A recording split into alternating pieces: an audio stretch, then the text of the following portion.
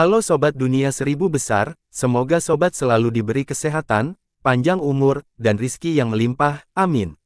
Sebelum masuk ke alur ceritanya, jangan lupa dukung channel ini ya dengan klik subscribe, like, komen, dan share, terima kasih. Mari kita lanjutkan perjalanan, Ji Hao. Kembali ke Gunung Yao, Ji Hao menghabiskan setengah hari untuk menyelesaikan orang-orang klan Arwolf. Klan Arwolf adalah klan dependen dari klan besar yang terletak di dekat wilayah Gunung Yao. Karena sistem kekuatan khusus yang diwariskan, kekuatan batin mereka dapat bergabung dengan sempurna dengan kekuatan bumi, dan sebagai efeknya, orang-orang klan Arwolf semuanya sangat baik dalam menggali ranjau. Selama bertahun-tahun, klan Arwolf telah mengelola banyak tambang untuk klan penguasa mereka dan telah memberikan kontribusi besar bagi pengembangan klan penguasa mereka. Namun, 1000 tahun yang lalu, beberapa pemimpin klan yang sangat serakah dan kejam muncul di klan penguasa mereka berturut-turut. Karena itu, kehidupan klan Arwolf menjadi semakin sulit. Mereka hampir tidak bisa bernapas di bawah tekanan besar yang diberikan oleh klan penguasa mereka. Banyak dari orang-orang mereka telah meninggal di tambang berbahaya. Karena hidupnya terlalu sulit, nenek moyang klan Arwolf memutuskan untuk mengambil orang-orang mereka dan lari. Untuk klan manapun, pelarian klan yang bergantung sama sekali tidak dapat ditoleransi. Klan penguasa tua dari klan Arwolf mengirim prajurit dan membunuh hampir semua prajurit elit klan Arwolf. Setelah kehilangan prajurit elit mereka dan diburu selama puluhan tahun, sistem kekuatan yang diwariskan dari klan ini berangsur-angsur memudar di antara anggota klan. Karena pelarian mereka telah menyinggung klan penguasa mereka dengan serius, orang-orang klan Arwolf tidak berani membangun perkemahan dan tinggal terlalu lama di tempat manapun. Mereka takut klan penguasa mereka akan menemukan mereka dan memusnahkan mereka semua. Oleh karena itu, mereka telah menjadi klan tunawisma di gelandangan. Pria berjanggut bernama Tai Lang adalah pemimpin klan-klan Arwolf, dan juga satu-satunya raja penyihir di klannya dalam 1000 tahun terakhir. Dia cukup berbakat dalam kultivasi tetapi memiliki kepribadian yang sederhana dan lugas. Sederhananya, dia adalah pria berpendidikan rendah yang hanya tahu cara bertarung. Di bawah kepemimpinan Tai Lang, kehidupan miskin klan Arwolf menjadi semakin miskin. Seringkali, mereka bahkan tidak memiliki persediaan makanan 3 hari dalam penyimpanan. Karena mereka sudah melarikan diri, dengan bergantung pada kekuatannya sendiri, Tai Lang dan prajurit yang tersisa di klannya mulai merampok. Mereka merampok setiap desa yang mereka lewati. Dengan sumber daya yang mereka peroleh melalui perampokan, kualitas hidup mereka memang meningkat, itu lebih mudah daripada berburu dan bekerja di lahan pertanian. Tapi kali ini, mereka bertemu dengan desa Ji Hao, yang sekuat papan besi. Dan Tai Lang, seorang raja magus, dikalahkan oleh seorang magus senior. Selanjutnya, semua anggota klan-klan Arwolf, yang sama sekali bukan klan kecil, telah menjadi orang-orang Ji Hao. Orang-orang klan Arwolf telah hidup cukup lama sebagai bandit. Oleh karena itu, masing-masing dari mereka telah menumbuhkan temperamen yang tidak masuk akal yang hanya dimiliki oleh bandit. Dari pria tua hingga anak-anak, tidak ada satupun dari mereka yang mudah dihadapi. Jika Ji Hao membiarkan orang-orang ini tetap bersama, mereka pasti akan menyebabkan segala macam masalah dan tidak akan pernah benar-benar menetap, bekerja dan hidup seperti yang lain. Untuk alasan di atas, Ji Hao memilih semua prajurit klan Arwolf dan mengatur mereka dalam pasukan di bawah komando Zamu. Semuanya diatur ke dalam pasukan Zamu secara terpisah. Menghadapi para prajurit jenis gelap yang jauh lebih kuat dari diri mereka sendiri, mereka tidak mungkin menyebabkan masalah besar. Di depan Tai Lang, Ji Hao telah memberikan perintahnya kepada Zamu, jika ada prajurit klan Arwolf yang menolak untuk mengikuti perintah, dia akan segera dieksekusi, dan hukumannya akan diberikan kepada keluarganya juga. Semua keluarganya juga akan dipenggal, tepat di depan umum. Aturan militer yang ketat membuat orang-orang klan Arwolf itu takut. Masing-masing dari mereka patuh, dan tidak ada yang berani menimbulkan masalah. Ratusan ribu pria tua, wanita, dan anak-anak juga dipisahkan oleh Ji Hao. Mengambil keluarga sebagai satu kesatuan, mereka diatur menjadi 100 desa. Orang-orang ini tidak memiliki banyak kekuatan, oleh karena itu, menghadapi ratusan penyihir senior dan ribuan prajurit elit yang ditempatkan di setiap desa, mereka tidak punya pilihan lain selain menetap dan bekerja seperti yang lain. Setelah dia melakukan semua ini, Ji Hao memberi penduduk desa baru ini banyak manfaat.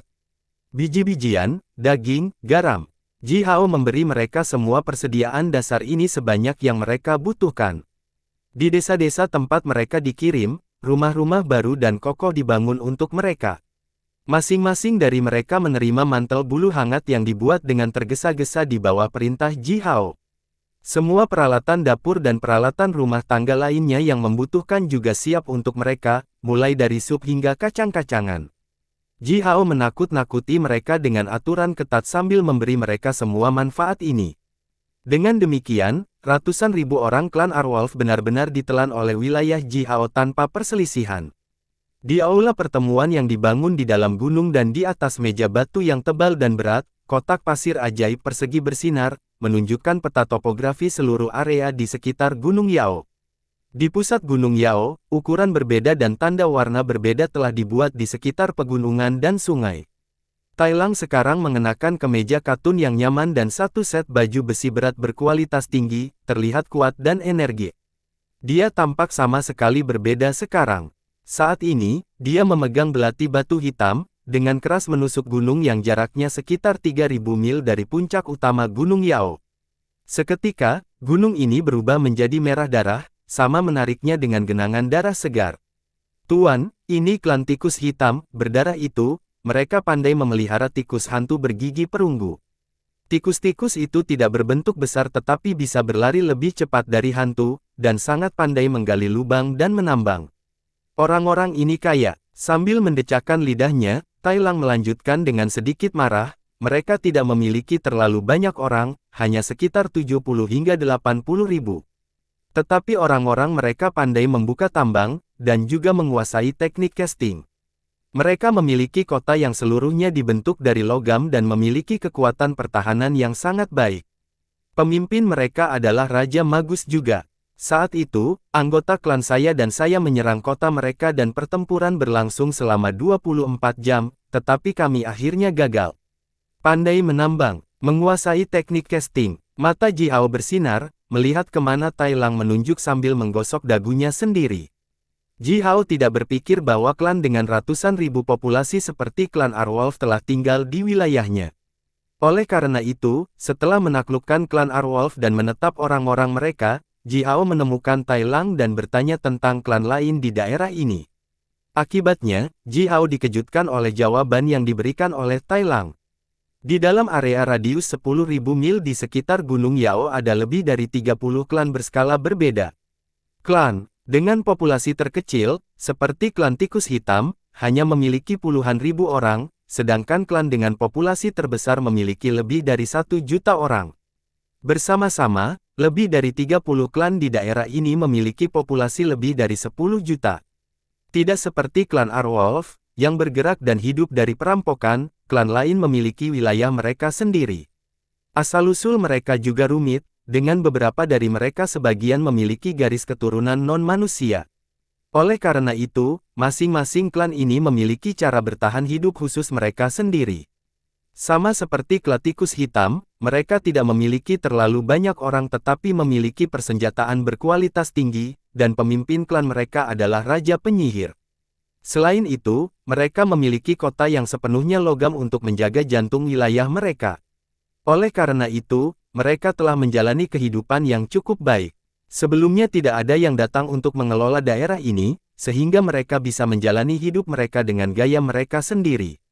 Itu adalah kebebasan mereka. Melihat tanda-tanda berukuran berbeda di kotak pasir ajaib, Ji Hao berkata dengan dingin, tapi sekarang, karena Kaisar Manusia telah menganugerahiku gelar Erliao, sebidang tanah ini adalah wilayah pribadiku. Mereka harus tunduk pada otoritasku. Terutama untuk klan seperti klan tikus hitam yang memiliki kemampuan khusus mereka sendiri, mereka harus menjadi umatku. Klan-klan ini seperti sepotong daging berdaging yang ditempatkan tepat di depan pintunya. Ji Hao tidak punya alasan untuk melepaskan mereka. Sebelumnya, dia sibuk membangun kota, menetap rakyatnya dan mendidik murid-muridnya, dan tidak punya waktu untuk mengirim orang melihat-lihat wilayahnya. Sekarang, dia memiliki Tai Lang, yang seperti pemandu wisata lokal. Apakah klan-klan ini mau atau tidak, mereka harus tunduk pada kekuatan Ji Hao sekarang. Yang lemah adalah mangsa yang kuat.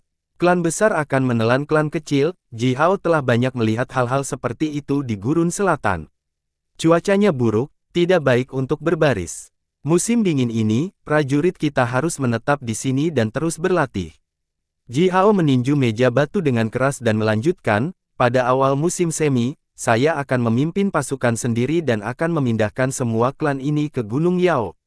Meninggalkan aula pertemuan, Ji Hao berjalan ke kediamannya di sepanjang jalan kasar yang terbuka di lereng gunung, melawan angin deru dan salju yang turun. Kota Gunung Yao masih dalam pembangunan, dan Ji Hao tidak ingin menghabiskan terlalu banyak uang dan waktu untuk membangun tempat tinggal sementara. Oleh karena itu, dia dan pemimpin lain di wilayahnya, seperti Men Men dan Shao Xi, hanya tinggal di gua-gua yang digali di lereng gunung. Di sebelah jalan papan selebar 3 kaki, ada tebing sedalam ratusan meter. Angin kencang menderu dari segala arah bersama dengan serpihan salju yang besar. Jalan papan lebar tidak memiliki pagar, dan angin serta salju akan langsung menghantam tubuh orang-orang yang berjalan di jalan, sepertinya menggulingkan siapapun yang berjalan ke sana seperti daun layu. Ji Hao memegang tangannya di belakang tubuhnya dan berdiri di tepi jalan papan, diam-diam melihat lokasi pembangunan kota Gunung Yao. Meskipun gelap, puluhan kompor raksasa yang mengambang di atas awan masih mengeluarkan api yang mengamuk, bahkan membakar setengah langit merah.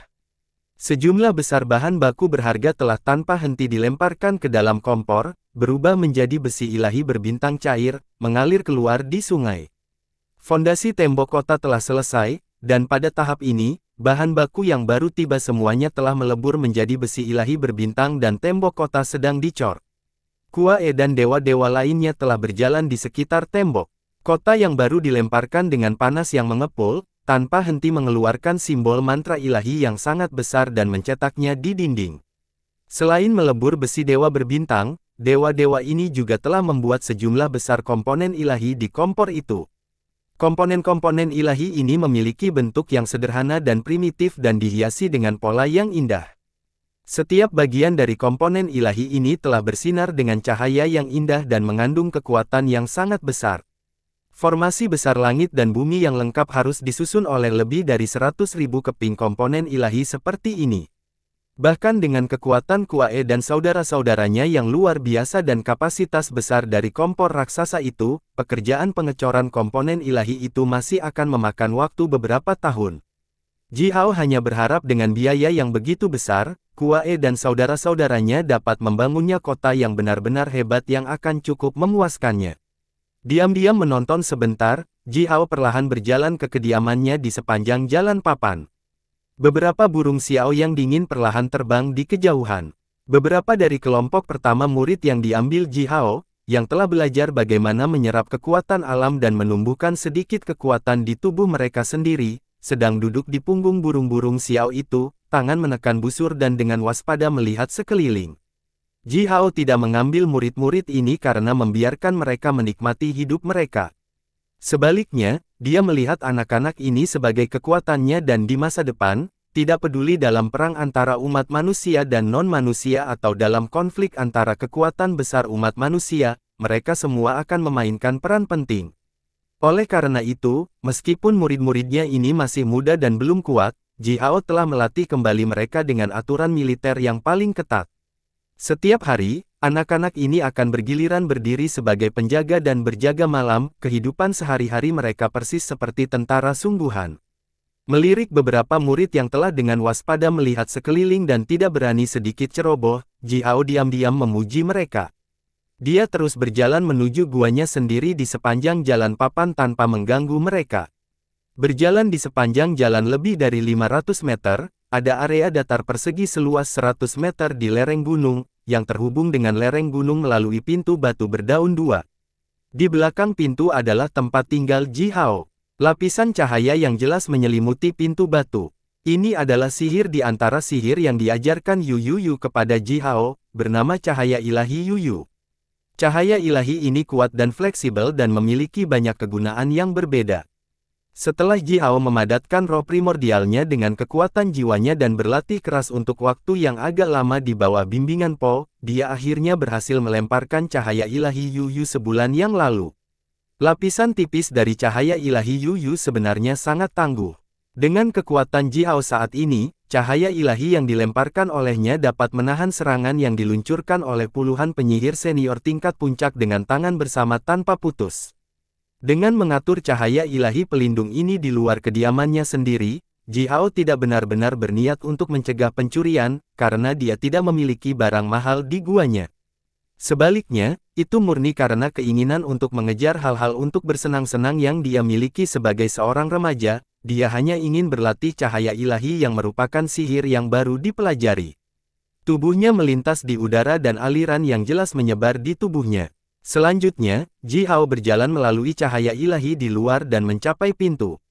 Memegang tangan kanannya, pintu batu setebal kaki diam-diam terbuka, saat aroma hangat dan menarik melonjak langsung ke wajahnya. Ji Hao segera mengerutkan alisnya. Dia dibesarkan di hutan gurun selatan dan telah terbiasa dengan aroma alami dan asli hutan sejak dahulu kala. Oleh karena itu, dia tidak pernah menyalakan dupa di guanya dan dia juga tidak memiliki benda beraroma di kediamannya. Dari mana wewangian ini berasal? Dentang. Ji Hao melepaskan pedang naga api, dan api yang mengamuk muncul dari jubah gagak emasnya. Dia bersiap untuk mengambil tindakan kapan saja. Tuan Gagak berdiri di atas kepala Ji Hao dan mengulurkan sepasang sayapnya saat sepasang matanya yang berwarna merah darah bersinar dengan cahaya yang tajam. Dia juga tampak siap untuk keluar dan melancarkan serangan terhadap musuh kapan saja. Sepasang ular api ajaib itu juga telah mengubah penampilan mereka yang menggemaskan. Mereka membuka rahang mereka secara besar-besaran, menunjukkan gigi beracun mereka yang panjang, kurus dan melengkung bersinar terang di bawah cahaya yang menyala-nyala. Beberapa tetes racun lengket yang tergantung di gigi mereka sepertinya berubah menjadi kabut dan menyembur keluar dalam sekejap. Siapa yang ada di sana? Ji Hao berteriak dingin. Lihat, Tuhan, langkah kaki yang lemah datang dari dalam gua. Itu adalah gadis yang telah diculik oleh Tai Lang dan orang-orangnya dan dipersembahkan kepada Ji Hao, akhirnya direnggut oleh Men-Men. Dia mengenakan mantel bulu rubah putih, dengan gemetar berjalan keluar dari gua. Gadis ini luar biasa cantik, dan hari ini, dia telah membersihkan dirinya sendiri. Rambutnya yang halus dan berkilau menggantung longgar di punggungnya, membuat wajahnya terlihat lebih putih dan lebih halus. Ji Hao tidak tahu dari mana dia mendapatkan mantel bulu rubah itu. Mantel lebar melilit tubuhnya yang ramping. Ditambah dengan aroma ajaib yang dipancarkan dari tubuhnya, semua ini benar-benar membuat Ji Hao ingin merobek mantelnya menjadi beberapa bagian dan melihat tubuhnya di bawahnya. Bagaimana kamu bisa masuk ke dalam guaku? Ji Hao memandang gadis itu dan bertanya dengan nada dingin. Dia memiliki kesan yang mendalam tentang gadis ini karena aroma yang dipancarkan dari tubuhnya cukup unik. Namun, setelah Men-Men merebutnya, Ji Hao telah melupakannya. Dia hanyalah seorang gadis yang bahkan tidak ditanyakan namanya oleh Ji Hao. Bagaimana mungkin dia bisa ada hubungannya dengan Ji Hao, dan mengapa Ji Hao tidak melupakannya? Gadis itu mengeluarkan jimat giok berwarna cian dari lengan bajunya dan berkata dengan suara lembut, "Aku mengambil jimat giok ini dari Master Men-Men." Ji Hao melirik jimat giok itu. Setelah dia belajar bagaimana memancarkan cahaya ilahi Yu Yu, dia menyegel guanya sendiri dengan cahaya ilahi tetapi khawatir Men-Men akan menghancurkan guanya dengan palunya jika dia tidak bisa masuk saat dia mau. Jadi dia menjadikan Men-Men, Shaoxi dan rekan satu timnya yang lain masing-masing jimat giok bagi mereka untuk masuk ke guanya kapanpun mereka mau. Jimat giok ini memang milik Men-Men. Itu telah dibawa oleh Men-Men selama beberapa hari dan sudah memiliki jejak kekuatan Dewa Api yang hanya milik Men-Men. Mengapa jimat Men-Men ada di tanganmu? Ji Hao melanjutkan nada dingin itu. Gadis ini sangat cantik dan menarik, dan aroma yang dipancarkan dari tubuhnya akan menghasilkan banyak pikiran fantastis di kepala pria manapun. Namun, pria macam apa Ji Hao? Di kehidupan sebelumnya, namanya King Long, dan dia akan membalas dendam atas keluhan terkecil. Jumlah wanita cantik yang telah meninggal di tangannya tidak sedikit sama sekali. Tuhan, Engkau dengan belas kasihan menyelamatkanku dari tangan bandit seperti binatang buas itu. Aku tidak punya imbalan apapun, hanya untuk mengabdikan tubuhku kepadamu. Gadis itu dengan gemetar menatap Ji Hao dengan sepasang mata berair, yang samar-samar berkilau dengan lapisan cahaya lembut dan hangat. Tubuhnya kemudian sedikit bergetar dan tiba-tiba, mantel bulu rubah yang dikenakan olehnya jatuh. Aroma pekat datang tepat di wajah Ji Hao membuatnya merasa terpesona. Selanjutnya, dia melihat tubuh seorang gadis muda yang sangat cantik dan sempurna terekspos tepat di depan wajahnya tanpa penutup apapun. Tuhan, aku bersedia melakukan apa saja untukmu, tolong kasihanilah padaku. Gadis itu merentangkan tangannya lalu bergegas ke pelukan Ji Hao. Di lembah yang tenang dan di depan gua, dengan cahaya lampu minyak perunggu, Po sedang mengajari Luo San teknik pembuatan alat. Mereka berdua sedang mengutak-atik sepotong perunggu merah Shou San. Jari Po membelai pola alami dan rumit pada balok perunggu sambil memberitahu Luo San tentang mantra pemurnian material yang kuat yang diciptakan oleh dirinya sendiri, berdasarkan pengetahuan dan pengalamannya. Mantra yang diciptakan Po itu juga bisa menambahkan kekuatan Dao yang hebat ke dalam alat sihir. Balok perunggu merah seukuran kepala manusia telah bersinar dengan cahaya merah redup. Di mana jari-jari Po membelai, perubahan yang terlihat terjadi pada pola tebal pada balok perunggu. Pola-pola itu menjadi lebih halus dan lebih alami, dan untuk beberapa alasan, tampak lebih hidup sekarang. Luo San telah mengolah dirinya di bawah bimbingan Po sampai sekarang. Sekarang, dia sudah sangat berbeda dari anak laki-laki biasa. Bentuk tubuhnya menjadi ramping dan proporsional, tidak sekuat dan sekuat anak laki-laki lain di usianya. Orang juga tidak bisa melihat otot besar di tubuhnya. Samar-samar, Luo San sekarang memiliki getaran khusus dan tidak duniawi yang hanya milik pembudidaya. Terutama sepasang matanya yang berkilauan, mereka tampak seperti manik-manik kelas atas dan memiliki kilau seperti mutiara yang bagus. Baik kekuatan maupun kekuatan hidupnya tidak terlihat. Sebaliknya, itu terkendali dengan baik, setiap gerakan yang dilakukan oleh Luo San halus dan alami dan mengandung aura misterius. Po sedang mengajar sementara Luo San mendengarkannya dengan cermat. Sementara itu, 10 jari Luo San terus-menerus berubah gerakan, meniru gerakan tangan Po dari sihir pembuatan alat. Tiba-tiba, Po mengangkat kepalanya dan melirik gua Ji Hao yang berada di dekat puncak gunung. Setelah itu, dia sedikit menggelengkan kepalanya sambil tersenyum dan bergumam, wanita, apakah ini yang disebut kejahatan luar dan ujian batin? Ah, saudaraku, kali ini kamu sendirian. Luo San mengangkat alisnya, diam-diam meletakkan wajahnya di dekat Po dan bertanya, Sifu, wanita apa? Apa, kejahatan luar dan pencobaan batin? Apakah ada wanita di kamar paman saya? Po tertawa keras, lalu mengangkat balok perunggu dan dengan lembut mengetuk kepala Luo San dan berkata, berapa umurmu? Sudah memikirkan hal-hal ini? Aku, Sifumu, akan melihat satu set pedang perunggu yang memenuhi syarat yang dibuat olehmu dalam waktu 3 bulan, jika kamu gagal melakukannya, kamu akan disimpan di dalam ruangan selama 3 tahun. Dan ini tidak bisa dinegosiasikan. Luo San tersentak cepat kesakitan karena wajah kecilnya berubah menjadi sangat bengkok. Di luar lembah yang tenang dan di tempat bawah angin, Yumu telah berdiri di samping panci raksasa yang dipasang di ladang salju. Api unggun menyala sementara ratusan kelabang warna-warni setebal ibu jari mendidih dalam sup berwarna-warni. Aroma sup yang kental disegel oleh Yumu dengan sihir dan hanya bisa berlama-lama di area radius 3 kaki di sekitar panci, bahkan tidak ada satupun jejak aroma dari panci sup yang berhasil menyebar. Dia menegakkan wajahnya yang gemuk dengan konsentrasi penuh dan merawat panci sup kelabang ini dengan hati-hati. Ratusan kelabang beracun, berwarna-warni itu adalah harta asli yang dia habiskan setengah bulan kecil untuk menggali dari ladang salju. Minum sepot sup ini, dia bisa membangunkan lebih dari 1000 titik akupuntur magus lagi, dan itu bisa menyelamatkannya sekitar 1 tahun kultivasi yang parah.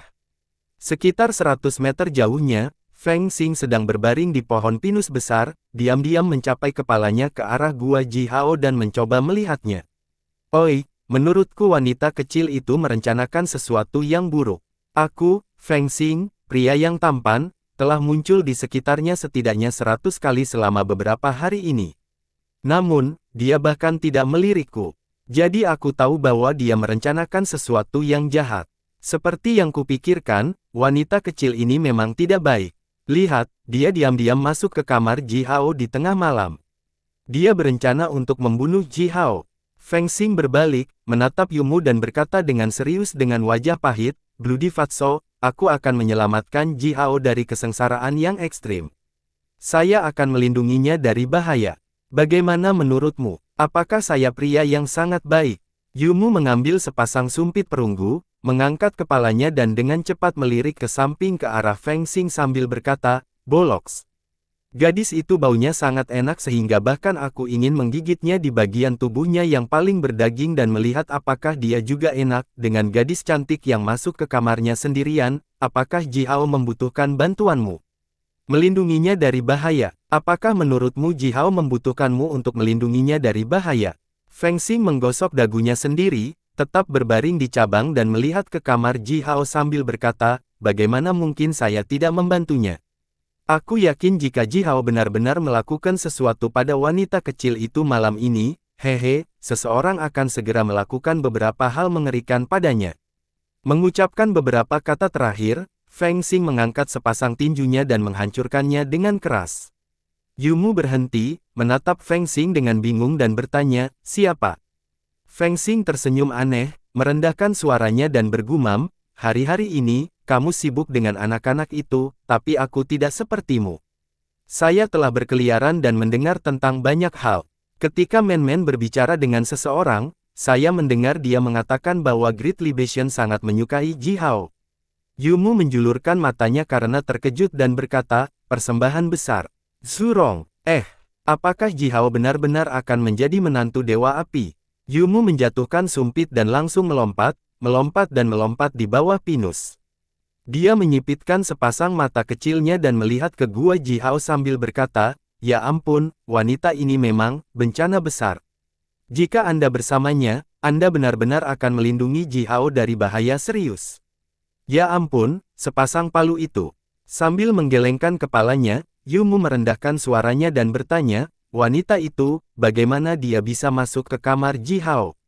Feng Xing menunjukkan wajah yang agak misterius, menggosok dagunya dengan tangan kanannya untuk waktu yang sangat lama lalu tertawa aneh. Di dekat dojo yang dibangun Ji Hao, yang dipisahkan dari tempat tinggal 3.000 anak-anak terpilih hanya oleh sebuah dinding, Shaoxi telah membuka sebuah gua. Beberapa kamar digali di gua sederhana ini. Men-Men suka bersama orang lain. Oleh karena itu, dia tinggal di sini bersama Shaoxi. Di satu ruangan, Taixi sedang berbaring di atas selembar kulit dan mendengkur keras. Di ruangan lain, Men-Men sedang berbaring di atas batu bendera dengan sepasang palu dipegang di lengannya dan juga tertidur lelap. Di area datar di luar gua, Shaoxi diam-diam berdiri di bawah pinus tua menyipitkan matanya dan melihat ke arah gua Ji Hao, sementara sepasang tangannya dengan fleksibel mengutak-atik beberapa jimat ajaib tua berbentuk persegi yang terbuat dari cangkang kura-kura hitam. Saat jari-jari Shaoxi menjentikkan dengan cepat, jimat ajaib itu mengeluarkan aliran cahaya neon hijau yang membuatnya tampak lebih dingin dan lebih menyeramkan dalam kegelapan. Men-Men, seseorang telah mengambil sesuatu darimu, dan kamu bahkan tidak tahu. Dalam angin kencang, Shaoxi sedikit menghela nafas. Kemudian, sepasang alisnya yang lurus terangkat dan langsung melepaskan rasa dingin yang ekstrim, seperti sepasang pedang tajam yang tiba-tiba ditarik keluar dari sarungnya, cukup untuk membuat siapapun gemetar ketakutan. Tubuh Shaoxi melintas di udara dan diam-diam menghilang. Pada saat berikutnya, dia langsung muncul di luar gua Ji Hai.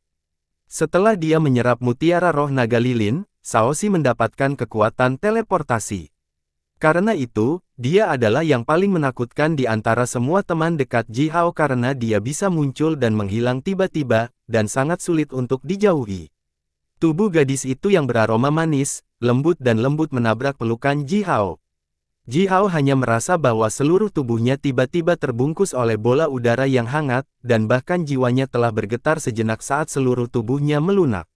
Dia mencengkeram pedang naga api lebih erat. Ji Hao belum memutuskan bagaimana menghadapi gadis ini. Haruskah dia mengusir gadis ini? Atau haruskah dia melakukan hal lain? Tiba-tiba, aliran udara dingin menukik ke atas, dan Shaoxi muncul di samping Ji Hao seperti hantu.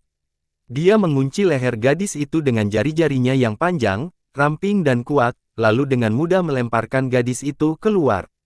Gadis itu berteriak saat dilemparkan puluhan meter jauhnya oleh Shaoxi, dengan malu berdebar ke lapisan salju tebal yang menumpuk. Tidak sopan, ini tengah malam, beraninya kamu, seorang pelayan rendahan, masuk ke kediaman Erliao. Apakah kamu tidak tahu aturannya? Kata Shaoxi dengan suara dingin yang menusuk tulang.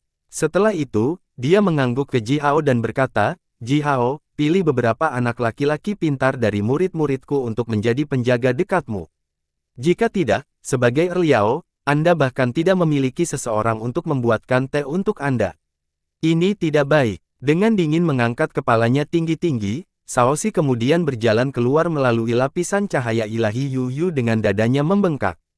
Dia meraih leher gadis beraroma manis itu dan diam-diam menghilang. Itu adalah malam yang tenang. Ji Hao telah mengolah dirinya di guanya sepanjang malam dengan menyerap kekuatan bintang. Setelah tadi malam, kekuatannya meningkat sedikit lebih jauh. Aliran cahaya yang jernih bersinar dan pintu batu yang berat terbuka. 24 anak laki-laki dengan gaun seragam, rapi mengenakan kemeja hitam dan baju besi di tubuh bagian atas mereka dengan sarung pedang hitam tergantung di pinggang mereka, berlutut di depan pintu gua Ji Hao, secara bersamaan. Mereka kemudian dengan keras menyapa secara resmi kepada Ji Hao.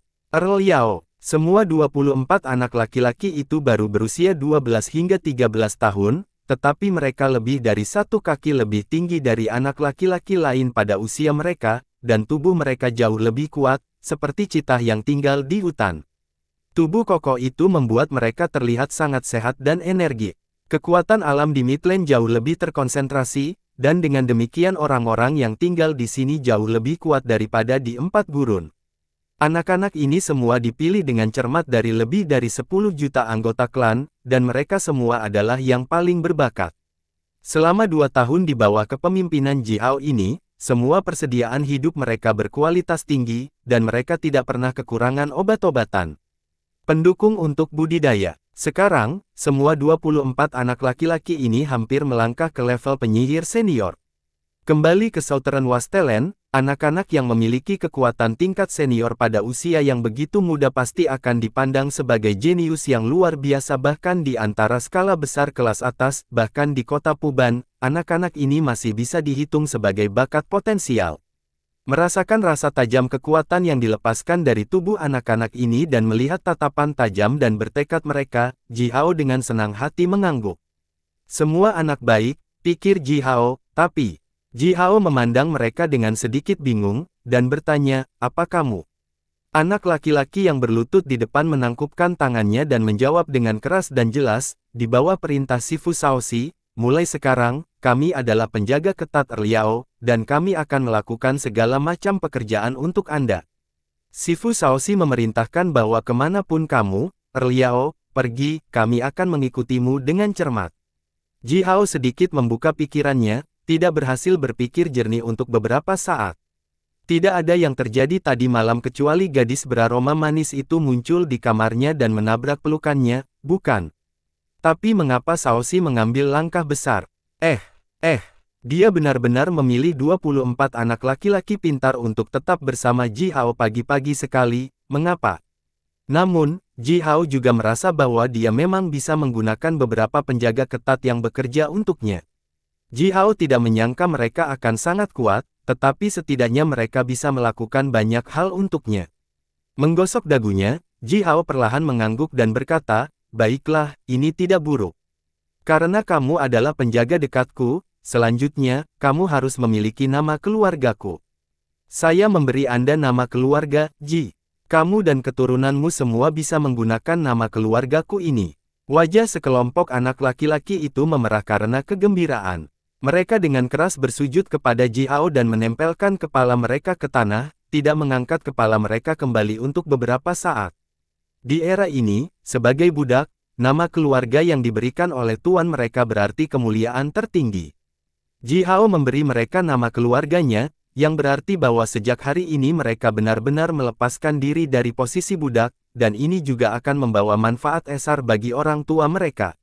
Nama keluarga memperkuat kesetiaan anak-anak ini secara ekstrim, membuat mereka rela mengabdikan seluruh hati mereka kepada Ji Hao dan menjadi penjaga terpercaya Ji Hao. Dan namamu, yah, aku terlalu malas untuk menghafal namamu saat ini. Karena sekarang kamu memiliki nama keluarga baru, aku akan memberimu nama baru juga. Ji Hao menunjuk ke arah 24 anak laki-laki itu, merenung sejenak lalu bertepuk tangan, tertawa dan berkata, ah, ini. Tian, Di, Xuan, Huang, Yu, Zhou, Hong, Huang, Ri, Yue, Ying, Ze, Xing, Xiu, Lai, Zhang, Han, Lai, Su, Wang, Qiu, Shou, Dong, Chang. Ji Hao tidak ingin menghabiskan terlalu banyak usaha untuk ini. Oleh karena itu, dia hanya menggunakan 24 karakter pertama dari 1000 karakter klasik untuk menamai anak-anak ini. Misalnya, yang tertua di antara anak laki-laki ini dinamai Ji Tian oleh Ji Hao, dan yang tertua kedua dinamai Ji Di oleh Ji Hao, dan seterusnya. Mendapatkan nama keluarga tuan mereka dan kemudian dinamai oleh Ji Hao sendiri, sekarang, 24 anak laki-laki ini sangat bersemangat sehingga wajah mereka bahkan berubah menjadi ungu dan mereka tidak dapat mengucapkan sepatah kata pun. Mereka tersentak dengan cepat dan berat, semua merasa seolah-olah mereka telah menginjak awan. Jika Ji Hao memberikan perintahnya sekarang, anak-anak ini bahkan akan berani menggunakan pedang mereka ke arah surga. Ji Hao berbalik, melirik guanya sendiri, lalu menunjuk ke lereng gunung di samping guanya dan berkata, "Nanti, cari Kuae dan saudara-saudaranya untuk meminta bantuan. Katakan kepada mereka untuk memperluas area di samping guaku dan membuat kalian masing-masing sebuah ruangan untuk tinggal." Ji Tian dan anak laki-laki lainnya menggeram keras sebagai tanggapan. Segera, Ji Chang, yang termuda di antara 24, mengeluarkan peluit melengking dan setelah itu, seekor elang bulu besi terjun turun dari udara. Ji Chang melompat ke punggung elang, terbang menuju pangkalan bangunan kota Gunung Yao. Ji Hao mengangguk puas. Di masa depan, dia tidak akan berlarian untuk hal-hal kecil seperti ini, dan anak-anak ini akan bekerja untuknya di bawah perintahnya. Ini terasa tidak buruk sama sekali. Tidak lama setelah Ji Chang terbang keluar, angin panas yang luar biasa menderu dari tenggara. Ji Hao buru-buru berbalik dan melihat bahwa dari arah kota Puban, awan berapi-api beradius 1 mil yang dikekori oleh panjang puluhan mil, aliran cahaya berapi-api besar yang luar biasa, dengan cepat berteriak ke arah dirinya sendiri seperti bintang jatuh. Ketika awan berapi-api yang sangat besar masih puluhan mil jauhnya dari Gunung Yao, panas besar yang dilepaskan olehnya sudah mengubah semua salju yang melayang di atas Gunung Yao menjadi hujan. Dimanapun awan berapi-api berterbangan, semua salju mencair. Dengan penglihatannya yang tajam, Ji Hao melihat 12 naga banjir api telah menunjukkan gigi tajam mereka sambil menyemburkan api yang mengamuk sepanjang jalan dan mengeluarkan raungan yang dalam dari waktu ke waktu. Berdiri di atas punggung setiap naga banjir adalah seorang pria yang tampak ilahi, mengenakan baju besi merah terik dan dengan seluruh tubuhnya terbungkus api yang menyilaukan. Rasa kekuatan yang dilepaskan dari tubuh pria yang tampak ilahi ini sangat besar dan kuat. Ji Hao memindai tubuh mereka dengan kekuatan spiritualnya dan kaget menemukan bahwa mereka semua adalah raja penyihir tingkat puncak. Di belakang 12 pria yang tampak ilahi ini ada 3.600 prajurit elit, semuanya mengenakan baju besi merah dan naik di atas gajah yang berapi-api. Para prajurit ini semuanya berada di tingkat senior puncak, dan gajah api itu bersinar terang dengan cahaya berapi-api yang membuat mereka terlihat sangat kuat. Rasa kekuatan yang dilepaskan oleh 12 pria yang tampak ilahi dan para pejuang itu agak aneh, sebagian besar berbeda dari rasa kekuatan yang dilepaskan dari tubuh orang biasa, mereka semua adalah keturunan dewa.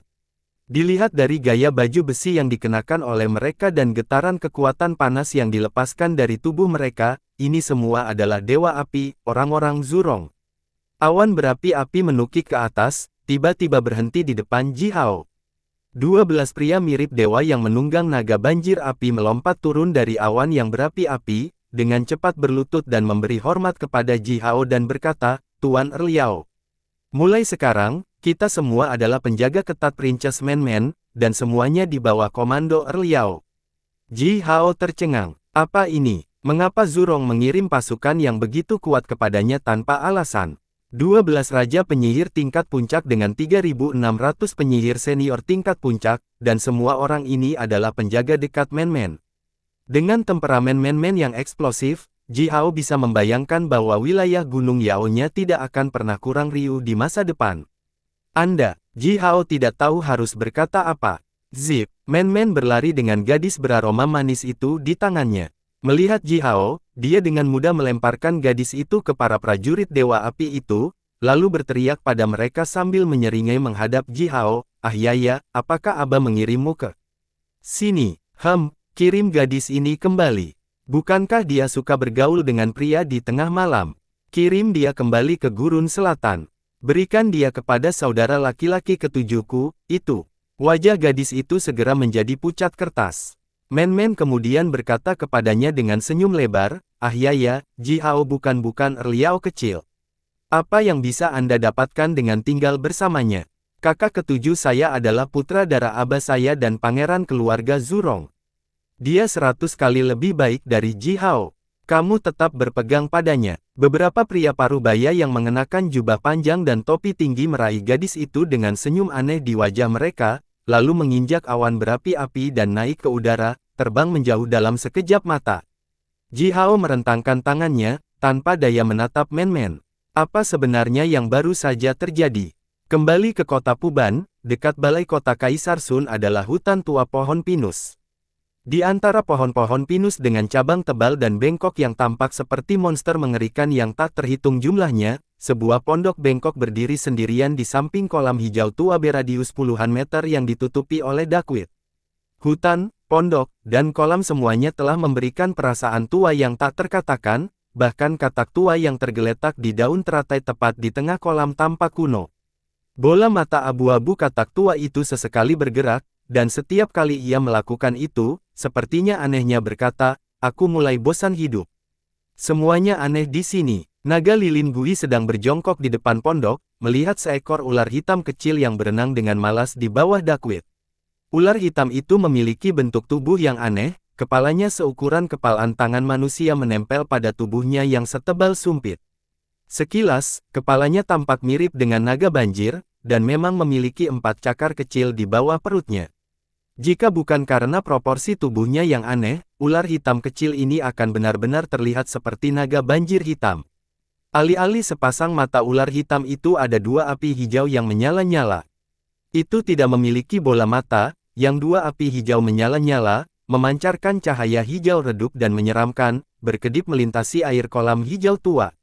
Semakin lama seseorang melihatnya, semakin aneh dan menakutkan rasanya.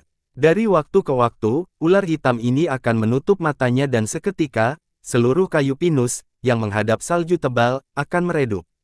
Bagian luar tetap dalam siang hari yang cerah, tetapi di dalam hutan, rasanya seperti senja. Semua cahaya menjadi redup saat ular hitam itu menutup matanya. Ketika 12 komandan prajurit Dewa Api dan 3.600 prajurit elit Dewa Api yang dikirim oleh Zurong menginjak awan berapi-api dan menukik di udara, naga lilin Gui, yang tampaknya tidak berpikiran saat ini, tiba-tiba berdiri dan mengangkat kepalanya untuk melihat mereka. Terlihat cukup bagus apa yang ingin dilakukan monster api tua itu. 2 bola api hijau cerah menukik dari mata Candle Dragon Gui. Api hijau di matanya persis sama dengan api hijau yang menyala di mata ular hitam itu. Simbol mantra bengkok yang tak terhitung jumlahnya melayang di api hijau dan telah berputar, semua simbol mantra gelap seperti tinta, sepertinya melahap setiap aliran cahaya di dunia. Dia membalikkan telapak tangannya dan tiba-tiba, cangkang kura-kura baru muncul di tangan naga lilin Gui. Ular hitam itu mencapai kepalanya keluar dari permukaan air, membuka rahangnya dan mengeluarkan aliran api hijau ke arah naga lilin Gui. Dia meletakkan cangkang kura-kura di atas api hijau dan membakarnya sebentar. Segera, beberapa retakan kecil muncul dari cangkang kura-kura bersama dengan serangkaian suara retak. Jari Candle Dragon Gui dengan lembut membelai celah-celah. Itu, mengikuti suara melengking yang datang dari sumber yang tidak diketahui, gumpalan asap hijau berangsur-angsur membusung dari tempat ujung jari naga lilin Gui dan cangkang kura-kura bersentuhan. Tubuhnya sedikit bergetar, lalu dia memasukkan cangkang kura-kura itu kembali ke dalam lengan bajunya, mengangkat kepalanya lagi dan melihat pasukan prajurit Dewa Api itu, yang telah terbang pergi, hanya meninggalkan jejak samar cahaya yang menyala-nyala. Dia kemudian tersenyum misterius. Yo, belum lama ini dia mengatakan bahwa Ji Hao belum cukup baik untuk putrinya, tetapi sekarang dia terburu-buru untuk mengirim orang ke sana. Apakah dia benar-benar melihat Ji Hao sebagai menantu laki-lakinya? Yah, itu benar-benar bisa dimengerti. Dia mungkin menjalin hubungan dengan pria itu, hehe. Naga lilin Gui menyeringai begitu keras sehingga bahkan kerutan dalam di wajahnya telah diratakan sambil bergumam, namun, gadis kecilmu itu masih muda. Adapun temperamennya, mendecakkan lidahnya, dia melanjutkan, berbicara tentang menjadi seorang ibu, Erliao adalah pemilik sebidang tanah radius jutaan mil. Sebagai istrinya dan ibu negara di negerinya, gadis itu sebaiknya pendiam dan pintar, dan membantu Erliao untuk mengelola semua jenis urusan rumah tangga. Sambil mengangkat bahu, naga lilin Gui terbatuk sedikit. Dia kemudian menundukkan kepalanya dan bertanya kepada ular hitam kecil itu dengan suara lembut, "Sobat tua, jika ibu negara tanah Erliao akhirnya menjadi liar seperti monyet, membawa sepasang palu besar dan menghancurkan semua orang yang tidak dia sukai, apakah menurutmu itu mungkin?" Ular hitam itu mengedipkan matanya, dan setelah beberapa saat, suara dingin dan serak perlahan datang dari dalam tubuhnya, "Aku suka wanita yang energi dan kuat. Apakah Anda tidak setuju dengan kata-kata saya?" Wajah menyeringai naga lilin Gui langsung membeku. Dia menatap ular hitam itu sebentar dan akhirnya berteriak dengan marah, "Monster tua, ketiga tendon utamamu itu pantas dipatahkan oleh Putri Kaisar Naga karena menggodanya. Selama sisa hidupmu, kamu bisa menggiring bola ke arah naga betina itu." Ular hitam itu terkikik dengan suara dingin, lalu berkata dengan nada aneh, sedikit gelisah, "Kamu tua, saya menyukai wanita seperti itu, apa yang bisa Anda lakukan pada saya? Gadis tua itu akan bertelur untukku dan menetaskan bayiku cepat atau lambat." Naga lilin Gui mendengus dingin, lalu berbalik dan berjalan ke pondok. Melihat dari luar, pondok naga lilin Gui ini hanya beradius 5 meter dan paling banyak dapat menampung 3 hingga 5 orang. Namun, begitu seseorang masuk ke dalam, seseorang akan menemukan dunia magis yang benar-benar bersembunyi di dalamnya. Di dalam pondok itu ada istana yang megah, seluruhnya terbuat dari emas hitam. Di sekeliling istana ada mutiara bercahaya terang yang tak terhitung jumlahnya mengambang di udara dan perlahan berputar di sekitar istana, seperti bintang di langit. Kabut hitam tebal telah menyebar di dalam istana, dan di istana yang tampaknya tak terbatas, banyak siluet manusia terlihat berdiri di kabut hitam. Setiap siluet manusia itu telah mengeluarkan perasaan aneh dan misterius, bersama dengan getaran kekuatan yang kuat yang bisa membuat siapapun merasa sulit bernapas. Naga lilin Gui berjalan jauh ke dalam istana dan duduk di kursi besar yang murni hitam dan dihiasi dengan 9 naga timbul sambil terengah-engah cepat. Dia mengambil tablet, yang diletakkan di atas meja emas kecil di depan kursi besar, lalu menamparnya dengan keras ke meja emas. Diikuti oleh suara dengungan keras, banyak orang yang berdiri di istana secara bersamaan berlutut, diam-diam memberi hormat kepada naga lilin Gui. Selanjutnya, mereka mengangkat kepala, menunjukkan mata gelap dan dalam mereka yang memiliki api hijau yang menyala di dalam diri mereka, sambil diam-diam menatap Candle Dragon Gui. Naga lilin Huo, naga lilin Yan, api naga lilin dan naga lilin Yi, kalian berempat mendengarkan perintahku.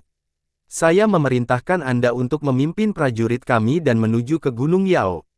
Setelah ini, Anda akan berada di bawah komando Shaoxi. Anda, dari kulit Anda ke tulang, dari darah Anda hingga daging Anda, dari setiap rambut Anda hingga pakaian dan baju besi yang Anda kenakan, hingga senjata yang Anda bawa, bahkan untuk keluarga Anda, putra, cucu laki-laki Anda, dan generasi keturunan Anda, semuanya akan menjadi prajurit pribadi Shaoxi.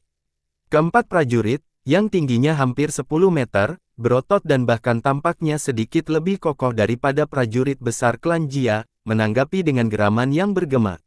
Mereka kemudian berdebar keras ke tanah dan bersujud keras kepada Candle Dragon Gui selama 3 kali. Ngomong-ngomong, bawa altar naga lilin ini bersamamu. Beritahu Shaoxi bahwa ini adalah mas kawinnya yang telah saya siapkan untuknya, dan ketika dia menikah, altar ini, harta yang besar, akan dipersembahkan kepada suaminya. Naga lilin Gui melambaikan tangannya sambil berbicara. Sebuah altar kecil yang terbuat dari tulang hitam dan putih dan seluruhnya terbungkus kabut tebal terbang keluar, ditangkap oleh seorang prajurit dengan tangannya. 10 menit kemudian, 4 penjaga dekat naga lilin Gui yang berada di tingkat penyihir ilahi dan telah melayaninya selama ribuan tahun, memimpin 16 raja penyihir dan 8.000 prajurit penyihir senior elit dari klan naga lilin, bersama dengan lebih dari 300.000 keluarga mereka. Mereka mulai menginjak awan hitam dan terbang ke arah timur laut dalam barisan yang tangguh. Di depan balai kota Kaisar Manusia, Zhurong, yang telah mengobrol dengan tersenyum dengan seorang menteri manusia, tiba-tiba menggelapkan wajahnya sambil dengan marah mengangkat kepalanya dan melirik awan hitam itu. Seorang pria yang telah hidup lebih lama dari kegunaannya bukanlah orang yang baik, kamu tua. Tiba-tiba, Zurong menunjuk ke awan hitam dan mengutuk tanpa henti. Di hutan pinus tua, naga lilin bui berjongkok di tepi kolam, diam-diam menatap ular hitam kecil itu. Setelah cukup lama, dia tiba-tiba mulai terkikik, lalu berkata, apakah kamu benar-benar berpikir bahwa aku akan mati dan tidak tahu apa-apa? Hehe, begitu saya melihat formasi pedang itu, saya tahu bahwa anak laki-laki itu, Ji Hao, telah mendapatkan keberuntungan besar. Sambil mendecakkan lidahnya, naga lilin bui melanjutkan, teman lama, apakah menurutmu aku agak tidak tahu malu, dengan menikahkan murid perempuan saya sendiri dengan seseorang untuk menjalin hubungan dengan orang lain? Ular hitam kecil itu mencapai kepalanya keluar dari air, menatap naga lilin bui dengan jujur dan menjawab, sejujurnya, rasa malu, apa gunanya yang bisa dilakukannya? Selama Anda bisa mendapatkan beberapa keuntungan, untuk keuntungan, jika Anda harus tidak tahu malu, maka jangan tahu malu. Siapa yang peduli? Bersambung.